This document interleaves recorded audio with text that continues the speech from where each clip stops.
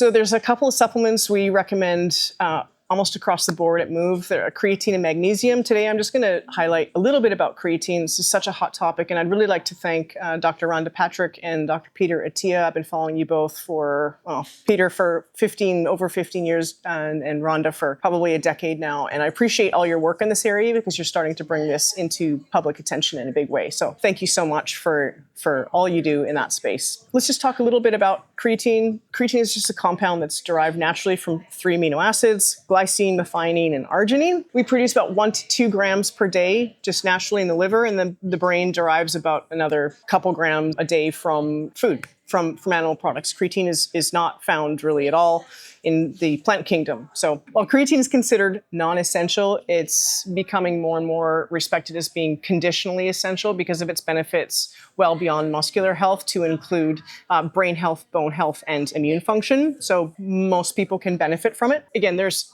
incredible data on this, but I wanted to cover a few key roles and why supplementation matters and why we recommend it as one of our top supplements here. Its role in enhancing muscular strength and muscular endurance is well established beyond refute. However, when you supplement with it, it enhances cellular stores by 20 to 30%, which can allow for greater performance strength training and greater performance in longer aerobic activities like running. Now, it's been found that creatine paired with resistance training is much more effective than either used alone. So if you just sit on the couch and take creatine, you're probably going to get some neurological benefits.